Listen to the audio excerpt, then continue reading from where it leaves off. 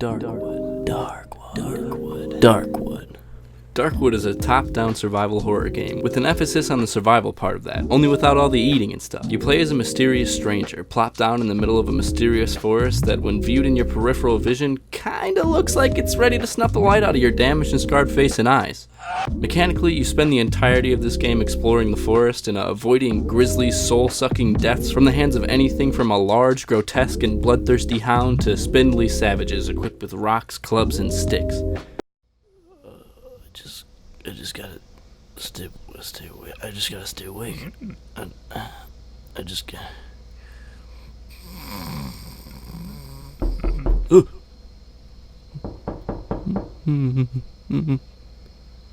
A very fun part of this game, and even sometimes frustrating, is when you're bundled up, lamp at the ready, backed to a corner inside of a hideout. There's one of those for each section of the forest, and the dangers that lurk around at night become more difficult to accommodate these more tense and dangerous sections of the woods. Anything from big fat dogs to little skinny dogs to savages and chompers will stop at nearly nothing but a few bear traps to get in and tear out your esophagus.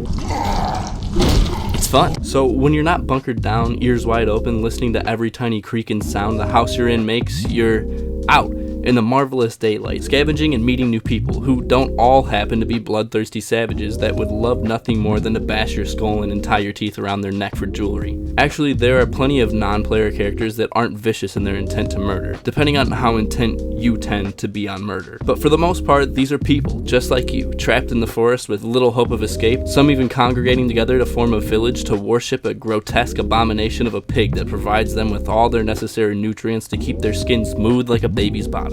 Aside from just flat out scavenging and interacting with some of these people, there are quests that you can take on to progress the story in a lot of different ways. You even had the opportunity to approach the way the story unfolds in a good amount of separate ways. Want to murder absolutely everything you find? Yikes. You can! Not really feeling this Russian wolfman's vibes as he calls you meat for the 12th time and stinks up a 10-foot radius around him just with the scent of his fur? You can help this poor little sucker out. Just look at him. Look at that. Point is, ultimately the story can diverge at the end in a few different ways, but the path that you take there isn't set in stone. Almost at all, really. And this even lends the game's ending some flexibility. You won't be rewarded with a good or bad ending depending on if you were naughty or a total saint or tried your best to help. The storyline carries a whole lot of moral ambiguity, and ultimately seemingly positive decisions can lead to the deaths of some characters unintentionally. Although I have some issues with the performance of this game on the Switch and frankly sort of stopped using mine after getting my second pair of Joy-Cons with drifting analog sticks, the frame rate isn't always great and some gameplay aspects are a little hamstrung by its control scheme. For example, the perk that lets you see a little further seems a little lackluster on the Switch version. Even if you can press a button to specifically aim your sight, it's really not ideal at all. But aside from these issues, the game works out for what it's worth, and it's even nice to have a game like this on the go. Now, story-wise, this game is a decent can of worms. It takes place somewhere in the Soviet bloc in a sort of ambiguous time period, but as you progress from section to section, reading paper after paper and discussing your situation with the people you run into along the way, a sort of story arises, and it's one that isn't too pretty, honestly. The game starts its focus on a doctor, one who's been stuck in these woods for a long while now, after failing its citizens in his attempt to cure the sickness now enveloping their cut-off society. He finds the main character lying out in the woods, and after stealing a large key he assumes will help him escape, decides that the stranger must be one of the Outsiders, a militant group that initially was sending men in and out of the forest, performing experiments, and studying the effects of the now overwhelming forest, which grows so quickly that nobody is able to cut down a path before the trees arise again. Along the journey, there are several characters that help reveal this to you, but mostly this is discovered through context clues and notes spread throughout the forest. A man with a diving helmet mended to his shoulders who helped the stranger at the end of the prologue visits each day, and might have even been a member of these Outsiders as well, as he's always trying to help the stranger, even when it ultimately leads to his own downfall. The remaining villagers of the forest all lump together and feed from a grotesque and eldritch looking monstrosity of a pig, where it's implied that they get their food from to feed the village.